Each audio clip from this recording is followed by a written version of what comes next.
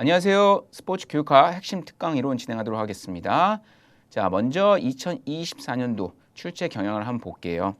매년 높게 나오던 난이도에 비해서 2024년도는 조금 무난하게 출제되었다라고 설명할 수 있는데 그 이유가 문제나 보기를 보고 정답을 쉽게 고를 수 있는 문제가 많이 출제되었습니다.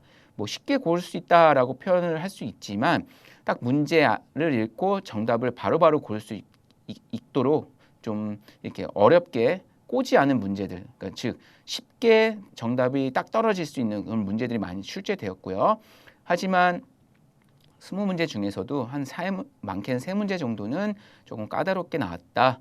혹은 기존에 출제되지 않았던 새로운 부분에서 출제됐다라고 설명할 수 있고, 특히 정책과 제도에서 새로 개정된 내용들이 많이 출제되었고요. 그 외에도 뭐 교사의 교육 지식과 지도 전략에 대한 응용 문제가 출제되었다라고 설명할 수 있겠습니다. 스포츠 교육학은 자 먼저 이해 중요하죠. 이론에 대해서. 그 다음 암기. 이 두 가지가 필요한 과목이다라고 설명할 수 있겠습니다. 자, 파트는 이렇게 나눠져 있고요. 자, 어느 정도 비중으로 출제가 되냐 한번 볼게요. 자, 이렇게 뭐 파트 1, 파트 2 이렇게 쭉 출제되지만 특히 이 스포츠 교육의 지도 방법 부분에서 상당히 높은 비중의 문제가 출제되고요. 매년 출제된 그걸 기출을 분석했을 때 이 지도 방법론에서 문제가 나오면 상당히 좀 까다로웠어요. 어렵고. 왜냐하면 이 스포츠 지도를 위한 교수 기법 내용이 상당히 많기 때문에 교수 기법뿐만 아니라 교육 모형 이 부분에서 상당히 내용이 많아요. 그렇기 때문에 좀 어렵거든요. 하지만 올해는 그래도 그 과거 연도에 출제된 걸 비교했을 때 좀 쉽게 나왔다라고 설명할 수 있고, 여기서 많은 높은 비중의 문제가 나올 거고, 뭐 내년도 2025년도도 마찬가지로 이 부분에서 높은 비중의 비율을 두고 출제될 것이다라고 설명할 수 있고요. 그다음 평가 방법, 특히 이 두 개 파트에서 많은 문제가 출제된다. 그 외에는 어디 바로 이 스포츠 정책과 제도에서 출제되고, 특히 이 부분에서는 올해는 2024년도 3월에 새롭게 개정된 문제가 두 문제나 출제가 됐습니다. 자, 우리 스포츠 지도사가 4월 보통 말 혹은 5월 초에 보잖아요. 바로 그 전달에 새롭게 개정된 문제가 출제가 됐어요. 예, 그렇기 때문에 그런 문제 같은 경우는 만약에 접하면 풀기가 어려울 수도 있잖아요. 그렇죠? 모르는 내용이니까. 하지만 이 정책과 제도 부분은 여러분들이 계속 읽어보시면서 이해하시고 뭔가 이 문장에 어색하거나 좀 부정적인 게 들어가 있다라고 하면 그게 정답일 확률이 높습니다. 예, 그건 이제 그쪽 파트에 가서 다시 또 설명을 해드릴게요. 자, 먼저 핵심 테마 1 스포츠 교육의 배경과 개념에 대해서 한번 보도록 하겠습니다. 자, 스포츠 교육, 우리가 이제 스포츠 교육이라고 얘기했는데 사실 이거를 이제 체육 교육이라고도 얘기할 수 있어요. 예. 엄연히 따지면 이 용어 정의를 하자면 이 체육과 스포츠라는 용어는 엄연히 엄격히 다릅니다. 하지만 뭐 그 용어에 대한 정의를 묻는 문제 나오지 않기 때문에 그건 설명을 안 드리고 뭐 그냥 제가 말로만 설명해 드리면 체육과 스포츠는 다르다. 스포츠는 말 그대로 여러분이 알고 계신 이 종목, 뭐 축구, 농구, 배구 등등 이렇게 있잖아요. 그런 종목들은 이 스포츠라고 얘기하는 거고, 즉 뭐가 들어가는 거예요? 경쟁, 예? 그다음 승패, 엄격한 규칙, 룰 이런 게 이제 스포츠라고 얘기할 수 있는 거고요. 반면에 체육이라는 건 뭐예요? 바로 이제 교육. 우리가 교육 현장에서 체육이라는 용어를 쓰잖아요. 그렇죠? 대부분 이제 학교. 네. 그래서 체육 교육과 스포츠 교육을 구분하자면 이런 스포츠와 체육은 이런 용어의 차이가 있다라고 하지만 우리가 통상적으로 그냥 스포츠 교육, 체육 교육이라고 같이 쓰고 있어요. 네, 그래서 뭐 두 개는 이런 차이점이 있다라고만 알고 계시면 되고, 그래서 동일한 의미입니다. 그래서 이게 더 확대가 돼서 뭐로 가냐? 우리가 지금 이제 하는 이제 생활체육, 그다음 전문체육, 네, 그다음 이제 뭐 특수체육, 뭐 노인체육, 그다음 이제 유아 이런 식으로 이제 확대돼서 사용하고 있다라고 얘기할 수 있습니다. 자, 그러면 체육교육은 뭐냐? 자, 스포츠를 지도하는 활동, 즉 사람들의 삶 속에서 스포츠를 체험하고 문화 활동을 즐길 수 있도록 가르치는 것을 전수하는 거다라고 얘기할 수 있겠습니다. 자, 여기 그러면 역사를 한번 볼게요. 파트 1에서는 역사에 대한 내용이 나오는데, 자, 역사.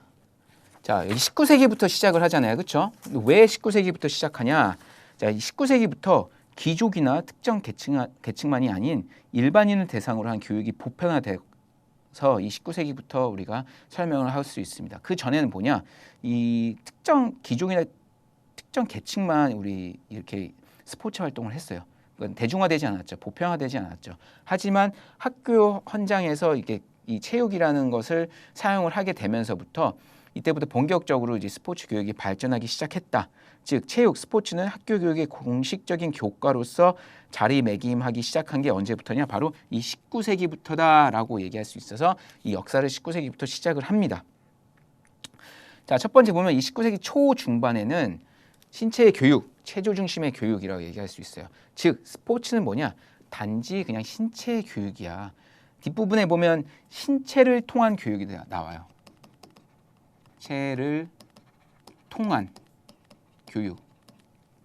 네.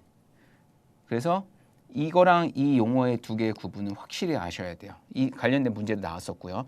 자, 먼저 신체의 교육은 뭐냐? 그냥 단지 뭐 운동, 건강, 체력 이 신체적인 면만 강조한 교육이에요. 그 이상이 없어요. 반면에 뒷부분에서도 다시 또 설명을 하겠지만 신체를 통한 교육은 뭐냐? 이 신체적인 거를 넘어서서 뭐냐? 바로 이 정신적, 지식, 가치, 즉 이 교육이 지적, 도덕적, 신체적 결과를 가져오는 것을 신체를 통한 교육이다라고 얘기할 수 있어요. 그래서 두 개의 구분을 확실히 아셔야 되고, 그래서 19세기 초중반은 단지 그냥 우리의 신체적 교육을 했고, 그리고 체조 중심의 교육이었다. 체조 중심의 교육은 유럽식 체육과 미국식 체조로 구분이 됐다라고 아시면 되고요. 그 다음 이 시기에는 건강 중심적 기독교주의를 강조하기 시작했어요. 즉 우리 이전에는 기독교주의라고 하면 뭐예요? 뭔가 이렇게 절제되고 통제되고 딱 그 억제돼 있잖아요, 그렇죠? 하지만 이제 산업이 발달하기 시작하면서 우리 이제 기독교도 우리 시민들도 우리 건강하게 생활을 해야 되겠다, 건강이 중요시하다라고 해서 이 건강의 중요성을 알게 되면서부터 점차적으로 건강 중심 기독교주의, 건강주의 종교로 이제 전환이 되는 거죠. 그 다음은 이 시기에는 그래도 아직도 이상적인 남성상과 여성상이 존재를 했어요. 그게 뭐냐? 자, 체육하면 뭐가 강해요? 바로 이 남성이잖아요. 남성 중심적이고. 반면에 여성은 뭐예요? 여성은 아름다움, 미덕, 뭐 순결, 복종, 가정 중심적 그런 게 존재했다. 사고 방식이. 19세기 초중반은 이렇게 세 가지를 알고 계시면 되고요. 자, 그럼 이제 20세기 후반과 20세기 초반으로 넘어왔습니다. 20세기 후반 우리 이제 아마추어리즘과 페어플레이 정신이 나왔는데 왜? 바로 우리 19세기 후반 1896년도 제1회 우리 올림픽이 시작이 됐어요. 예, 그래서 올림픽 하면 여러분 뭐예요? 바로 아마추어리즘과 페어플레이 정신이잖아요. 자, 오늘날 우리 올림픽의 아마추어리즘은 거의 사라졌다고 볼 수 있죠. 왜? 이 프로 스포츠, 프로에서 뛰는 선수들도 출전을 하잖아요, 올림픽에. 자, 아마와 프로의 큰 차이점은 아마추어는 돈을 받지 않고 스포츠를 행하는 선수들을 얘기하는 거고, 프로는 뭐냐? 돈을 금전에 의해서 선수 활동을 하는 것을 얘기할 수 있어요. 그래서 아마와 프로. 하지만 올림픽 정신은 뭐예요? 바로 아마추어리즘이거든요. 그래서 프로페셔널리즘은 참여할 수가 없었어요. 과거에는. 근데 오늘날 우리 이제 프로도 올림픽에 참여를 하잖아요. 그렇죠? 그래서 이 1896년 제1회 올림픽 그리스 아테네에서 시작을 했죠. 그래서 아마추어리즘과 페어플레이 정신이 뭔지 보여주기 시작되었고, 이 올림픽 개최를 시작으로 이 스포츠라는 개념이 전 세계적으로 통용되기 시작을 했죠. 그 다음 이 시기에는 바로 이 신체육이 시작이 됐어요. 즉 신체 교육에서 신체를 통한 교육, 앞서 제가 말씀드렸죠. 아까 뭐였죠? 바로 신체 교육이었죠. 신체 교육은 뭐냐? 단지 체육은 우리 신체적인 건강만 증진시키는 거예요. 하지만 이 존 듀이라는 학자는 이 체육이라는 것은 뭐냐? 바로 이 지적, 도덕적, 신체적 결과를 제공한다고 주장했어요. 이걸 뭐라고 하냐? 바로 뒷부분에서 우리 스포츠 교육의 세 가지 가치, 스포츠 교육의 세 가지 가치가 있어요. 네, 이건 중요해요. 꼭 알고 계셔야 돼요. 왜냐면 이 용어는 계속 나오기 때문에. 자, 심동적 영역, 즉 이건 뭐냐? 신체적이라고도 얘기할 수 있거든요. 그 다음, 자, 인지적 영역, 인지적, 그 다음 정의적 영역. 네, 이라고 해서 이건 이제 지식, 가치를 얘기할 수 있고, 이거는 이제 정신이라고 얘기할 수 있어요. 그래서 이 스포츠를 하게 되면 지적 그리고 도덕적, 신체적 결과를 발달시킨다라고 얘기하고 있죠. 그게 바로 뭐냐? 신체육이다. 그래서 신체 교육에서 신체를 통한 교육으로 전환이 되는 시기다. 19세기 후반부터 20세기 초반에는. 그리고 이 시기에는 이제 유럽식의 교육 사상이 강조가 됐고요. 이걸 한 번씩 이렇게 보시면 돼요. 그리고 놀이가 철학적 개념과 교육 이론의 대상으로 자리 잡기 시작했습니다. 특히 20세기 초 미국에서 만연한 놀이터 증가 운동. 이 놀이터 증가 운동은 무엇이냐?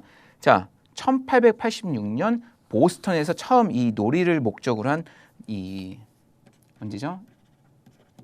자, 놀이를 위해서 우리가 놀이터 하면 뭐예요? 바로 모래잖아요, 모래. 이 보스턴에서 처음 이 모래를 모래 뭉터기를 이렇게 막 깔아놨어요. 그래서 여기서 이제 아이들이 오면서 놀기 시작하면서부터 본격적으로 이제 놀이터 증가 운동을 시작하게 된 거죠. 그 이유가 20세기 초 이제 미국에서는 산업화, 도시화가 막 일어났잖아요. 그럼 도시에는 이렇게 아이들이 뛰어놀 만한, 즉 소외계층이 놀 만한 장소가 없었어요. 그렇기 때문에 이러면 안 되겠다. 자, 그래서 우리 놀이터를 만들어 놓자, 즉 공원을 만들어 놓자. 그러면 사람들이 와서 쉴 수도 있고 뛰어놀 수도 있는 공간을 생기는 거잖아요, 그렇죠? 그렇게 놀다 보면 자연스럽게 건강해지는 거고, 이런 건강을 통해서 또 스포츠를 즐기게 될 수 있는 거잖아요. 그래서 처음 이 1886년 보스턴에서 놀이터 증가 운동을 시작으로 이제 이 놀이가 철학적 개념과 교육의 이론으로 자리 잡기 시작했다라고 얘기할 수 있고, 이 YMCA 기독교 단체죠. 그러니까 기독교 청년의 단체들이 스포츠와 체력 증가 운동을 광범위하게 채택하기 시작되었다. 그리고 체육 교육 철학을 형성하기 시작한 시기다라고 얘기할 수 있겠습니다. 그래서 이제 20세기 중후반으로 넘어왔어요. 이건 좀 내용이 중요하거든요. 자, 앞서서는 중요한 내용이 이 부분. 파트 1에서 만약에 문제가 나온다, 이 부분이 나올 수 있어요. 이미 출제가 됐었고요. 신체 교육에서 신체를 통한 교육. 그래서 이제 20세기 중반 이후에는 휴먼 무브먼트와 움직임 교육을 얘기할 수 있겠습니다. 자, 휴먼 무브먼트는 뭐냐? 이렇게 휴먼 무브먼트의 철학의 이론적 기반이 바로 뭐냐? 체육 학문화 운동 발달의 초석이 됐어요. 체육 학문화 운동이 뭘까요, 여러분? 여러분이 지금 배우시는 학문이 뭐예요? 스포츠 교육 학이잖아요, 그렇죠? 자, 즉 이 예전에는 그냥 우리 종목, 신체 움직임 이렇게 배웠지만 이거를 가르치기 위한 어떠한 그런 이론적 학문이 정립되지가 않았어요. 근데 이 1948년, 즉 20세기 중반부터 이러한 학문이 필요하다라고 이야기가 나오기 시작한 거죠. 즉 이 운동 발달의 초석이 된 거죠. 체육을 학문화시키는 거. 그래서 그 이후부터 1960년대 이후부터 이 미국 캘리포니아 대학의 이 헨리 교수가 이 체육을 하나의 학문 영역을 만들기 위해 노력을 시작해서 1960년대 말 바로 바로 운동 생리학, 체육 행정, 체육 철학, 생체 역학, 스포츠 심리학. 지금 여러분이 지금 배우는 거 스포츠 지도사 자격을 따기 위해서 5가지 과목을 선택을 하시잖아요, 그렇죠? 총 7가지 과목 중에서 5가지 과목 다 우리 이게 학문이잖아요, 그렇죠? 이런 학문들을 발달시키기 시작을 한 겁니다. 그래서 체육 교육 학문화 운동이 본격적으로 이제 시작이 된 거죠. 그리고 또 놀이 교육과 스포츠 교육이 1970년대 이후에 본격적으로 또 시작이 됐고요. 그 앞서서는 이제 놀이 증가 운동, 놀이터 증가 운동으로 이제 놀이가 중요시 된 걸 얘기했으면 이제 그게 교육으로 넘어온 거예요. 놀이 교육과 스포츠 교육이 본격적으로 시작이 된 거고요. 그리고 이제 마지막 오늘날의 이 학문은 뭐냐? 바로 신체 운동학을 얘기하는 거예요. 이게 바로 지금까지 오늘날까지 이어지고 있다. 자, 오늘날의 신체 운동학은 뭐냐? 바로 이 학문적 이론을 바탕으로 이 스포츠를 발전해 오고 있다라고 얘기할 수 있는 겁니다. 그러니까 이론적 내용을 바탕으로 스포츠 교육의 목적과 내용을 보다 확장시키고 있다라고 얘기가 할 수 있죠. 그래서 궁극적으로 오늘날 뭐냐? 바로 이 스포츠 과학에 이르렀다. 라고 얘기할 수 있는 거죠. 스포츠 사이언스라고 얘기하잖아요. 그렇죠? 자, 그래서 스포츠 교육학의 역사에 대해서 설명해 드렸고요. 앞에 보시면 이렇게 스포츠 교육학의 심화 포인트의 발전 과정에서 키워드 핵심 시기별 키워드를 이렇게 했어요. 그래서 이 부분은 꼭 알고 넘어가셔야 되고 과거에는 이 부분에서 한 문제씩 출제됐지만 요즘에는 좀 출제되지는 않고 있어요. 그래도 출제될 확률이 높다라고 말씀드릴 수 있겠습니다. 그래서 꼭 알고 계셔야 되고요. 자, 스포츠 교육의 개념, 스포츠 교육의 의미. 자, 넓은 의미에서 그리고 좁은 의미에서 넓은 의미는 자, 신체 활동을 넘어서 이 실천적 건강 영역과 건강 습관을 위한 영역까지 확대되는 것을 목표로 하는 교육을 광의적 개념이고요. 협의적 의미에서는 그냥 단지 신체 활동을 매개로 해서 인간의 가능성을 끌어내는 것, 지속적으로 변화시키는 교육을 얘기하고 있습니다. 이 부분 출제되지는 않아요. 한 번씩 그냥 그래도 스포츠 교육의 개념이니까 한번 알고 계셔야 되고요. 연구 영역, 뭐 지도자 교육, 그다음 방법론, 그다음 교육 과정 이렇게 세 가지 영역으로 구분되어 있습니다. 자, 실천 영역은 세 가지로 나눠져요. 크게 자, 학교 체육과 생활체육, 전문체육 나눠지고 있고 특히 이 학교 체육은 두 가지 영역으로 나눠집니다. 정규 체육교과 이거는 이제 정규.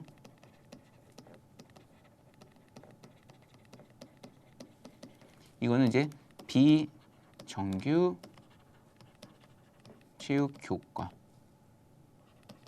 네. 그래서 정규 체육교과는 우리 교육부가 정해놓은 그 커리큘럼에 맞춰서 수업을 하는 걸 정규 체육교과 수업이라고 얘기하는 거고 비체육교과 활동은 정규 수업 이외에 하는 활동으로 대표적으로 나와 있죠. 뭐 방과 후 체육활동, 뭐 토요 스포츠데이 등등이 이제 비교과 체육 활동이다라고 얘기할 수 있겠습니다. 자, 정규 체육 교과 우리 딱 우리 학교 체육진흥법에 이르면 딱 주에 몇 번의 체육 수업을 해야 되는지 그 차시가 딱딱 나눠져 있잖아요, 그렇죠? 그런 걸 따르는 것을 얘기하는 겁니다. 그러니까 생활체육은 말 그대로 이제 정규 체육, 학교 체육 이외에 일반인들이 본인들이 자발적으로 자발적이라고 얘기할 수 있겠죠. 건강을 위해서. 참여하는 체육 활동을 얘기하는 거고 전문 체육은 이제 엘리트 체육을 얘기할 수 있겠습니다. 자, 마지막으로는 이제 2024년에 처음 출제된 내용인데 체육 수업 연구 방법이 있어요. 어떻게 체육 수업을 연구하는지. 자, 문헌 연구. 자, 인쇄로 된 자료, 뭐 책도 있고 논문도 있고 신문, 기사들 등등 이런 것들이 다 문헌 연구에 해당이 되고요. 이걸 통해서 우리가 이제 체육 수업을 연구할 수 있고요. 그다음 실험 연구는 뭐예요? 우리 이제 운동 생리학, 역학 등등에서 이제 실험 연구 하잖아요. 특히 생리학에서 우리 이제 뭐 생쥐를 가지고 실험하는 그다음 생리학적 반응 어떻게 일어나는지 등등 즉 이 자연과학 분야에서 이 실험 연구를 많이 하죠. 이걸 통해서 이론을 정립하는 연구를 얘기할 수 있고 근거 이론은 뭐예요? 지금까지 알려지지 않았거나 혹은 기존 사회에 대해서 새로운 이해를 얻기 위해서 새롭게 이론을 정립하거나 근거를 만드는 연구를 얘기하는 거예요. 네. 그리고 현장 개선 연구는 뭐 말 그대로 지금의 현장 교사가 현장에 있던 그런 연구 방법을 새롭게 더 나은 방향으로 개선하는 연구를 이제 현장 개선 연구라고 얘기할 수 있겠습니다. 그래서 이렇게 네 가지가 체육 수업 연구 방법으로 있다라고 설명할 수 있겠죠. 자, 그래서 지금까지 핵심 테마 1 스포츠 교육의 이해에 대한 파트 다 마무리했고요. 여기 한번 문제 있으니까 한 번씩 읽어보시면 또 쉽게 이해가 되실 겁니다. 자, 그 다음은 이제 이번 영상은 핵심 테마 이제 두 번째까지 진행을 할게요. 자, 스포츠 교육의 정책과 제도 부분인데, 자, 이 부분은 다시 한번 설명해 드리지만 내용이 정말 많아요. 정말 많아서 일일이 하나하나 다 정책과 제도를 설명해 드리기에는 너무 많고 벅차고요. 어차피 저희 교재 내용이 그대로 다 있기 때문에 이 부분은 여러분이 천천히 읽어가면서 첫 번째 이해하셔야 돼요.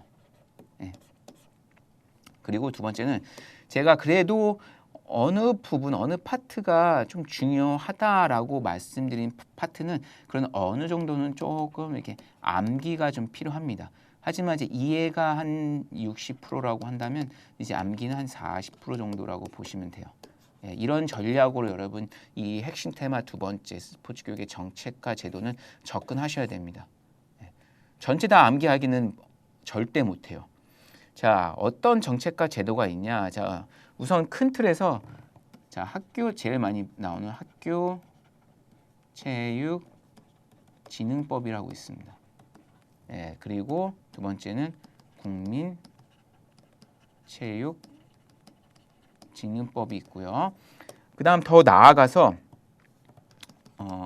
스포츠 기존에 출제되지 않았던 스포츠 기본법 이 뭐 2년 전부터 해가지고 나오기 시작하고 있어요. 그 전에는 이 두 가지 법에서 많이 출제됐는데 이제 새로운 법들 스포츠 기본법 그리고 뭐 스포츠 시설 정확히 말씀드리면 시설 설치 및 이용에 관한 법률이라고 있거든요. 이 해당 분야에서도 더 포괄적으로 확장돼서 문제가 출제되고 있습니다. 또 새로운 부분에서도 나올 수 있어요. 왜냐하면 이건 출제자의 경향에 따라서 다르기 때문에 하지만 보편적으로 이 부분에서 많이 출제가 지속적으로 되고 있다라고 설명할 수 있겠습니다. 자, 먼저 스포츠 기본법 한번 볼게요. 이 부분은 여러분 그래도 꼭 알고 계셔서 넘어가셔야 되고요. 자, 스포츠란 우선 용어 정의예요. 스포츠라는 것은 이렇게 얘기하고 있고요. 이거는 제가 다시 설명해봤자 이거를 그냥 읽는 방법밖에 없어요. 근데 좀 어려운 부분에 대한 용어 해석은 제가 해드릴게요. 자, 전문 스포츠는 뭐죠? 엘리트 스포츠라 얘기하죠. 이가 선수라고 얘기하는 거고요. 선수 활동을 하는 스포츠고 생활은 말 그대로 뭐야? 자발적이고 일상적인 스포츠 활동을 얘기하는 거예요. 본인의 체력과 건강 증진을 위해서. 장애인은 특수계층, 그렇죠? 장애인이 참여한 스포츠 활동을 얘기하는 거고요. 그 안에는 생활과 전문을 다 포함하고 있다라고 얘기하고 있습니다. 학교 스포츠란 뭐냐? 학교, 초등교육법 혹은 고등교육법에서 소속 활동하는 스포츠 활동을 얘기하는 거고 스포츠 산업이란 스포츠와 관련된 재화, 서비스를 통해서 부가가치를 창출하는 산업을 얘기하고 있습니다. 스포츠 클럽이란 회원의 정기적인 체육 활동을 위해서 등록을 하고 지역사회 체육활동을 진흥을 하기 위해서 운영되는 법인 또는 단체를 스포츠 클럽이라고 얘기하고 있습니다. 이 용어에 대한 정의해가지고 문제에 출제될 수 있죠. 그리고 출제됐었고요. 한 번씩 용어에 대해서 이해하시는 부분도 필요하고요. 그 다음 정책 수립 시행의 기본 원칙을 보면 뭐 스포츠권을 보장하고 활동 존중, 뭐 국가의 스포츠 역량을 높이기 위한 여건 조성, 교육기회 확대, 스포츠의 역동성을 높이고 활동의 안전사고 방지, 국제교류 협력 등등이 뭐냐? 스포츠 정책 수립 시행의 기본 원칙이다. 특히 이 중에서도 이거는 좀 이렇게 기본적으로 알고 계셔야 됩니다. 그래서 뭐냐? 스포츠 기본법이라고 얘기하고 있는 거죠. 만약 여러분이 저희 교재는 이렇게밖에 나오지 않았지만 좀 더 나는 더 많은 법을 알고 싶어. 그래도 난 더 완벽히 정확하게 학습할 거야라고 하신 분들은 특정 우리 포털 사이트에 이렇게 스포츠 기본법이라고 치면 제 1조항부터 해가지고 쫙 나와요. 정말 많이 나옵니다. 아마 보시면 놀라실 거예요. 그래서 한 번씩 읽어보시는 것도 도움이 많이 되실 거예요. 근데 저희 교재에 다 넣기엔 너무 많기 때문에 이렇게 뺐습니다. 중요한 부분만 넣고 기존에 출제된 내용만 넣기 때문에 한 번씩 이렇게 보시면 되고요. 자, 다음은 이제 학교체육진흥법이에요. 네, 학교체육진흥법은 보시면 알다시피 매년 나오고 있어요. 네, 이거는 매년 출제되는 부분이고요. 자, 목적과 정의 한 번씩 읽어보시면 됩니다. 뭐 학교 체육은 뭐고, 학교란 뭐고, 학교 운동부란 뭐고, 학생 선수란 무엇인가. 자, 학교에서는 학생이 있잖아요. 근데 이 학생 선수란 학생은 일반적으로 수업을 듣는 학생의 역할도 있고 두 가지 역할을 하죠. 또 하나는 뭐냐? 학생 선수. 예. 학생 선수는 어디 소속돼 있죠? 운동부. 학교 운동부에 소속돼 있죠. 이렇게 구분할 수 있습니다. 그리고 학교 스포츠 클럽, 체육활동에 취미를 가진 학교의 학생으로 구성되어서 학교가 운영하는 스포츠 클럽을 얘기하는 거고요. 학교 운동부 지도자란 코치, 감독을 얘기하는 거죠. 학교에 소속돼서 운동부를 지도하는 감독하는 사람을 얘기하는 거고, 스포츠 강사란 이 학교 스포츠 클럽을 가르치는 강사를 얘기하고 있어요. 근데 여기서 중요한 거는 스포츠 강사는 정규 체육 수업을 가르칠 수 있을까요, 없을까요? 정규, 우리 학교 앞에서 학교 체육은 정규 교과와 비정규 교과라고 나눠져 있다고 했잖아요. 근데 스포츠 강사는 정규 체육 수업을 직접 가르칠 수는 없습니다. 하지만 정규 체육 교사의 지도하에 옆에서 수업을 보조는 할 수 있어요. 그래서 그 얘기입니다. 정규 체육 수업 보조 역할을 할 수 있습니다. 스포츠 강사가. 스포츠 강사는 뭐냐? 바로 스포츠 지도사를 얘기할 수 있죠. 스포츠 지도사의 자격을 갖고 있고, 혹은 뭐 정교사 자격증을 갖고 있는 사람도 얘기할 수 있겠죠. 그래서 체육 수업을 보조할 수 있고요. 그다음 학교 스포츠 클럽, 위에서 말한 이 학교 스포츠 클럽은 직접 지도할 수 있습니다. 네, 헷갈리시면 안 돼요. 스포츠 강사는 정규 체육 수업을 직접 지도할 수는 없지만 정규 체육 교사의 지도하에 보조 역할을 할 수 있다. 그리고 반면에 학교 스포츠 클럽은 직접 지도할 수 있다. 네, 혹은 보조도 할 수 있다라고 얘기할 수 있겠습니다. 확실히 알고 넘어가셔야 됩니다. 자, 그다음 학교 체육 진흥의 조치라고 해서 이 부분은 뭐 많이 출제가 됐었죠. 그래서 최근에는 나오진 않는데 과거에는 많이 나왔어요. 예, 그래도 중요한 부분이기 때문에 알고 계셔야 되고 1항부터 이제 10항까지 학교 체육 진흥을 위한 조치죠. 그래서 체육교육 과정의 운영 충실 및 체육 수업의 질을 제고하고 쭉 가고 비만 파정 받은 학생은 따로 관리를 해줘야 돼요. 그리고 스포츠 클럽 및 제11제 학교 운동부 운영 방법이 있고요. 중요한 거 학생 선수라고 뭐냐? 운동부죠. 학습권 보장 및 인권 보호. 예. 그리고 소외계층, 특히 이 여학생 체육활동 장려. 이 여학생 체육활동 장려와 관련돼서 얘기할 수 있는 게 뭐냐? 바로 미국의 이 타이틀 9을 얘기할 수 있겠죠. 즉 교육 현장의 그 성 불평등을 없애는 조항이라고 얘기할 수 있어요. 종종 나와요, 이 용어가. 그래서 타이틀 9 알고 계시면 도움이 되고요. 그래서 언제 1972년에 시행된 법입니다. 미국에서 제정된 법률로 미국 내 교육계의 성차별을 없애기 위한 법이다. 타이틀 9이라고 얘기할 수 있어요. 그럼 여학생 체육활동 장려도 똑같이 해당이 되겠죠. 또 이외에도 유아 및 장애인 체육활동 장려 다 이게 미국의 타이틀 9과 관련이 여기에 직접 이 법에 우리나라랑 접촉이 되는 건 아니죠. 하지만 우리나라는 이러한 학교 체육 진흥의 조치에 이런 내용이 있다면 미국은 타이틀 9이라고 이런 법이 있다, 이 용어가 있다라고 알고 계시면 도움이 되고요. 그다음 학교 체육 행사의 정기적 개최, 우리 막 운동회 개최했잖아요. 다 그런 이유가 있어요. 이 법이 있기 때문에. 그다음 학교 간 경기 대회 등 체육 교류 활동 활성화. 그다음 교직원 직무 연수 강화 및 장려. 그 밖에 학교 체육 활성화를 위해 필요 사항 등이 있다. 그래서 제6조 알고 계시면 도움이 되고요. 그다음 학교 체육 시설 설치. 어떻게 학교 체육 시설을 설치해야 되는지 이것도 한번 참고하시면 되고, 건강체육 교실 운영 이런 건 학교 스포츠 클럽 운영. 특히 여기서도 우리가 이제 스포츠 교육학 부분이니까 이 학교 스포츠 클럽 운영과 관련된 내용이 또 나올 수도 있겠죠. 제가 별표 치는 부분은 그래도 출제될 확률이 높기 때문에 여러분 한 번씩 더 신경 써서 이해를 하셔라라고 해서 이렇게 별표를 치는 겁니다. 그래서 학교는 학교 스포츠 클럽을 운영해서 학교 스포츠 클럽을 운영한 궁극적인 목적이 뭐예요? 학생들의 체육 활동 참여 기회 확대잖아요, 그렇죠? 어렸을 때 조기 교육이라고 하죠. 이렇게 학생들이 학교 다닐 때 학생일 때 이런 체육 활동을 많이 접하게 되면 그게 궁극적으로 나중에 성인이 돼서까지 이어지면서 그게 뭘로 연결되는 거죠? 바로 생활체육 확대로 이어지는 거잖아요. 그렇죠? 생활체육 확대로 이어지면 성인기, 그다음 중장년기까지 이어지면서 그게 궁극적으로 어디까지 이어지는 거죠? 노년기까지 이어지면서 그게 바로 뭐냐? 바로 우리가 추구하는 평생체육이 되는 거고 평생체육 전문 용어로 또 이게 뭐냐? 바로 스포츠 for all이 되는 거잖아요. 그렇죠? 네. 그래서 학교의 장은 제1항에 따라서 학교 스포츠 클럽을 운영을 해야 되고 거기에 만든 전담 교사를 지정해야 된다. 그리고 전담 교사는 학교 범위 예산 안에서 소정의 지도 수당을 지급해야 된다. 이거 2024년도에 나왔어요. 실제로. 그리고 네. 또 출제될 확률이 높죠. 그 학교장은 스포츠클럽 활동 내용을 학교 생활 기록부에 기록해서 상급 학교 진학할 때 자료를 활용할 수 있습니다. 그 학교장은 교육부령으로 정하는 바에 일정 비율 이상의 학교 스포츠 클럽을 해당 학교의 여학생이 선호하는 종목의 학교 스포츠 클럽을 운영해야 돼요. 네, 이게 뭐와 관련이 된다?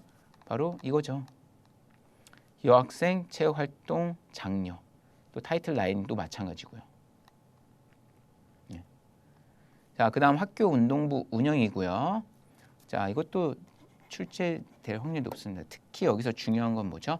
자, 학교의 장은 최저 학력에 도달하지 못한 학생. 이게 뭐예요? 자, 학생 운동 선수라고 하면 보통 제가 다닐 때는 거의 수업을 들어본 적을 못 본 것 같아요. 네. 실제로 이제 학생 운동 선수 애들한테 들어가서 수업 들어라고 얘기하지만 학생들이 너무 힘들어서 그냥 자기 합숙소에서 막 잠을 자고 그래요.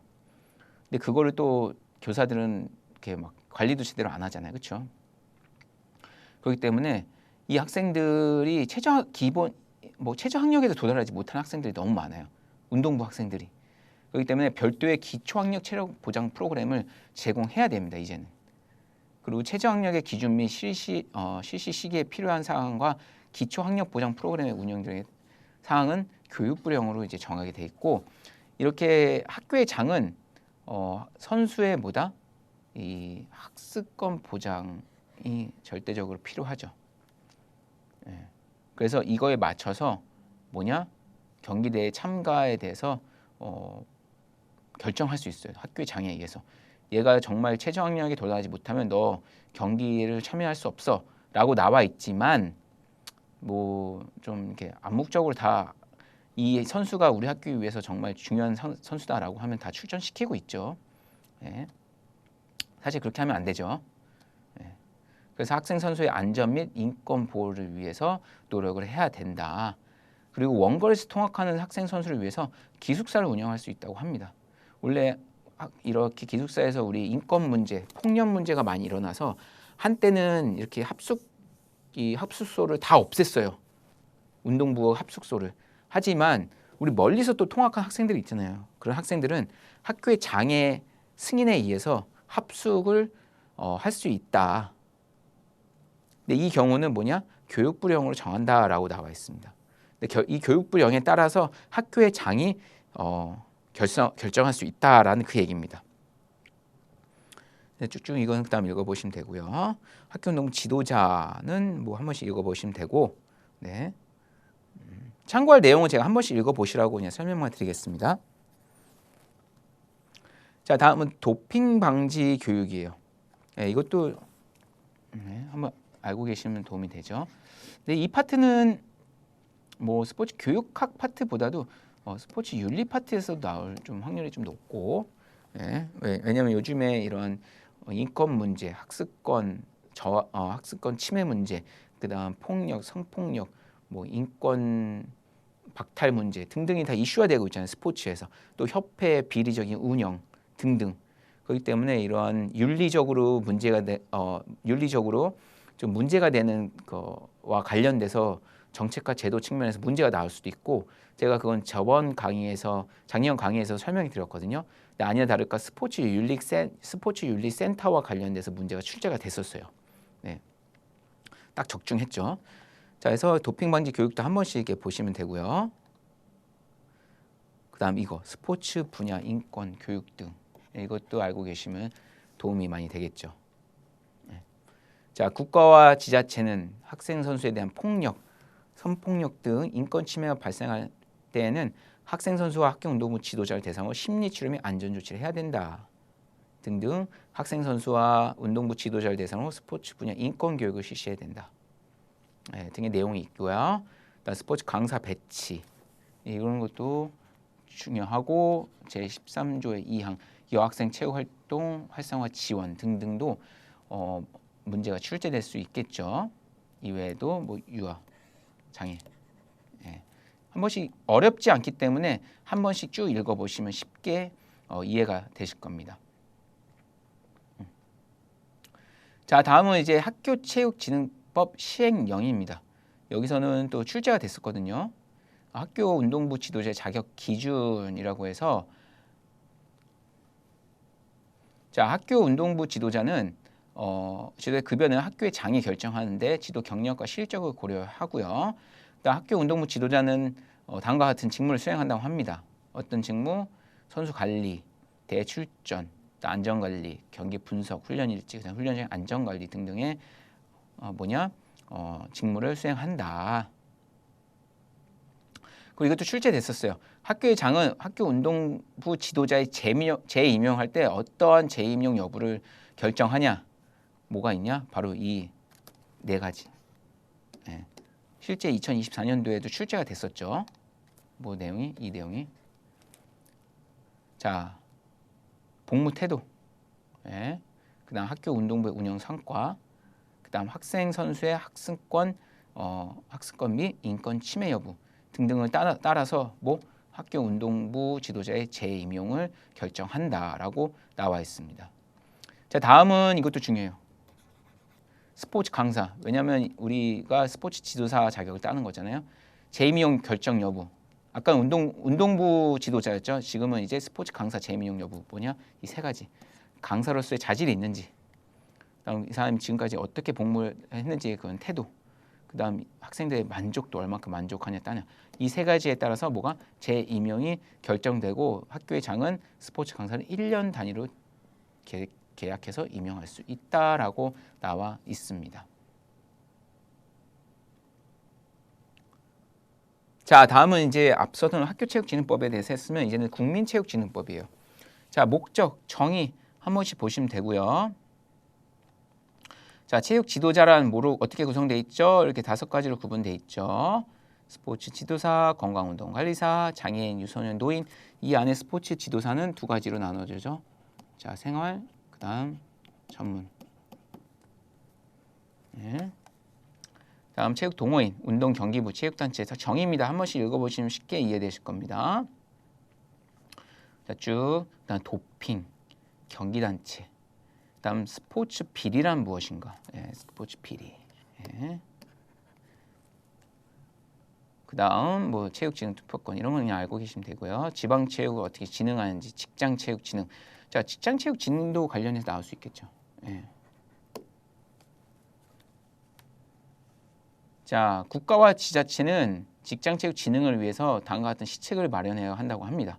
뭐 대통령이 정하는 바에 따라서 체육 동호인 조직과 체육진흥관리위원회 설치를 하는 등 직장인의 체육 증진과 체육 활동에 필요한 조치를 해야 된다. 그래서 특정 인원 이상의 직원 수를 가진 직장은 의무적으로 이 체육 시설을 설치해야 돼요.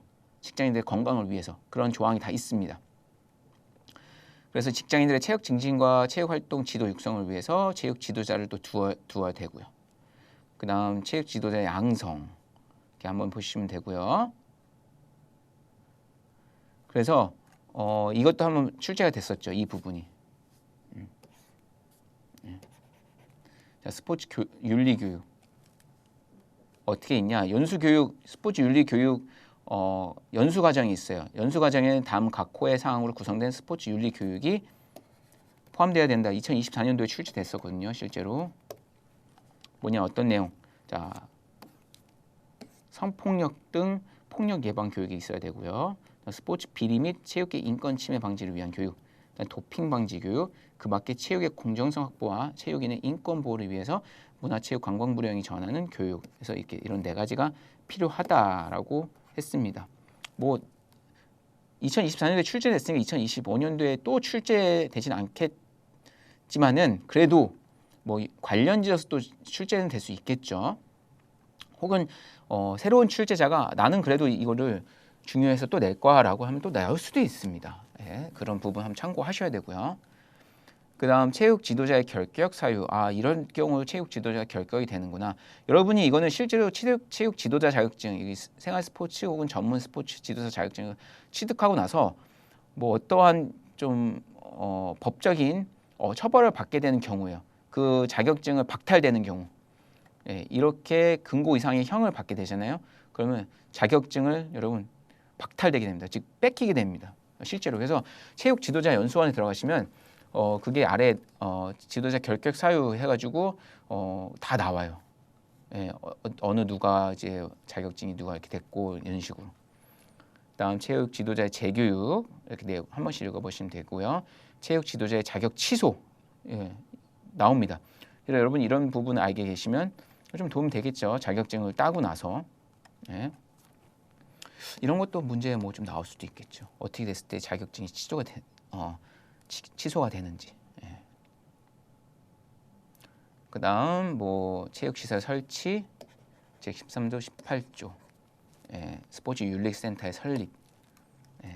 그래서 특히 이런 부분들 다음 각목에 해당되는 체육계 인권 침해 및 스포츠 비리 등의 신고 접수와 조사 이렇게 쭉 있죠. 이 마까지 어떠한 사항들이 있는지 선수에 대한 체육 지도자 등의 성폭력 등 폭력에 관한 사항, 승부 조작 혹은 편파 판정, 불공정한 그다음 체육 관련 입시 비리, 체육 단체, 경기 단체 및 그 임직원의 횡령, 배임, 뇌물수수 이런 부분도 다 이렇게 체육 윤리센터에 신고가 될 수 있습니다.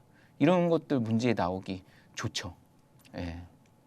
문제 내기도 쉽고 쭉 한 번씩 읽어보시면 되겠습니다. 어려운 내용 없어요. 한 번씩 읽어보시면 이렇구나. 이 윤리센터에서 이런 역할을 하는구나라고 알 수 있습니다. 그다음 성폭력 등 폭력 예방 교육 실시 이렇게 있고요. 자, 다음은 생활체육진흥정책, 즉 국민체육진흥정책입니다. 국민체육 100이라고 해서 2024년도에 출시됐어요. 국민체력 100에서 제공하는 서비스 어떤 서비스가 있냐? 체력 측정 서비스, 맞춤 운동 서비스, 국민체력 인증서 발급 이런 세 가지 역할을 하고 있고요.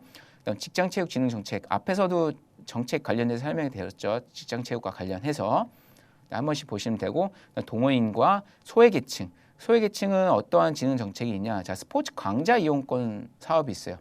그래서 기초생활 수급자 분들에게 스포츠 강좌 이용권을 줘요. 어떤 카드를, 체크 카드를 일정 금액이 들어가 있어서 이 기초생활 수급자 혹은 소외계층은 이 강좌 이용 카드를 가지고 스포츠 수업을 서비스를 받을 수 있습니다. 그래서 그 지정 시설이 있어요. 거기 가서 그 카드로 강좌비를 결제하고 일정 부분 이제 지원을 받을 수 있는 복지 사업입니다. 이런 사업이 있고, 그다음 행복 나눔 스포츠 교실이 있고요. 스포츠 버스, 이동하는 스포츠 버스. 이제 학생들한테 직접 버스가 이동을 해가지고 거기서 다양한 뭐 장비들이 제공이 되면서 학생들에게 소외계층 청소년들에게 다양한 체육활동 기회를 제공하고 있고, 그다음 여성 체육활동을 또 지원하고 있고요. 그다음 그 외에 기타 정책 이렇게 등등이 제공되고 있다라고 보시면 되겠습니다. 자, 지금까지는 이제 전문 체육, 학교 체육과 관련되었고요. 이제는 이제 생활 체육과 관련된 부분이었으면 이제 마지막은 전문 체육과 관련된 정책과 제도예요. 이 국민체육진흥법 안에는 생활 체육뿐만 아니라 전문 체육도 관련된 정책이 있어요. 그 이유가 자, 전문 체육이라고 하면은 자, 엘리트 스포츠라고 얘기했잖아요. 자, 엘리트 체육. 자, 학생이라고 하면은 뭐예요? 학생은 어디에 법에 저촉이 돼요? 자, 학교체육진흥법과 진흥법. 그렇죠? 그런데 이 안에 또 학생은 제가 두 가지 역할을 한다고 했죠. 일반 학생이 있고 학생 선수가 있다고 했잖아요. 그래서 학교체육진흥법 안에 일반 학생들을 대상으로 하는 법이 있고 또 학생 선수들을 위한 대상으로 하는 또 법이 있어요. 반면에 이 또 국민체육진흥법은 이 학생 선수가 나중에 학교를 졸업하고 나서 일반 성인이 되잖아요. 그럼 그 선수는 어디에 접촉이 돼요? 법이 이 국민체육진흥법에 접촉이 됩니다. 이 안에 또 선수 관련된 엘리트 스포츠 관련된 법이 또 있습니다. 엘리트법이. 예. 그렇기 때문에 이 국민체육진흥법 안에도 이 전무체육과 관련된 정책과 제도가 있다. 뭐가 있냐? 선수들의 육성 있고, 자 선수들의 금지 행위 뭐 이렇게 있고, 출전 금지 이런 거 한번 쭉 읽어보시면 됩니다. 그 외에도 도핑 방지 활동 등 이런 내용이 있다. 한번 쭉 보시면 되고요. 네. 출제 비중은 좀 낮아요. 왜냐하면 앞에 이 생활체육과 학교체육에 접한데 학교체육진흥법과 국민체육진흥법에 관련된 내용에서 거기가 출제 비중이 높고 중요한 내용이 많기 때문에 거기서 출제가 많이 되고 있습니다. 자, 다음은 국민체육진흥 정책입니다. 자, 전문체육과 관련돼서 뭐 기금을 마련하고 기금을 지원하고, 기금을 어떻게 마련하냐? 우리 보통 이제 합법적으로 스포츠 토토 많이 하잖아요. 그 토토를 통해서 국민체육진흥 기금을 마련을 많이 하고 있고요. 높은 비중으로 그 기금을 마련했죠. 그럼 그걸로 국민체육진흥 대한체육회 가맹 단체들에게 이제 기금을 나눠지고 있어요. 정가맹 단체인지 아니면 일반 이제 단체인지 등의 그 등급이 있거든요. 협회나 단체에 따라서 거기에 맞춰서 기금을 지원해주고 있고요. 그 외에도 전문체육 활성화를 위해서 대형체육회 주요 사업에 사용하고 있다라고 얘기할 수 있습니다. 자, 다음 지도자예요. 체육 지도자는 스포츠 지도사, 앞에서 좀 설명이 드렸죠. 전문과 생활로 나눠져 있고요. 스포츠 지도사는 1급, 2급으로 구분되어 있어요. 네. 그다음 건강운동관리사 있고요. 그다음 장애인, 유소년, 노인인데 단일 등급이에요. 다 건강, 유소년, 노인. 그런데 이 장애인 스포츠만 또 1급, 2급으로 구분되어 있습니다. 그 다음 이 전문과 생활도 마찬가지고요. 나머지는 이제 단일 등급으로 되어 있고요. 네. 자, 그래서 지금까지 파트 두 번째, 핵심 테마 두 번째, 스포츠 교육의 정책과 제도까지 해가지고 두 개의 핵심 테마 1과 핵심 테마 2에 대해서 이론 수업을 진행했습니다. 어떻게 쉽게 잘 이해가 되셨나요? 그러면 잠시 쉬었다가 다음 강의 또 다음 핵심 테마 이어서 수업 진행하도록 하겠습니다. 고생하셨습니다.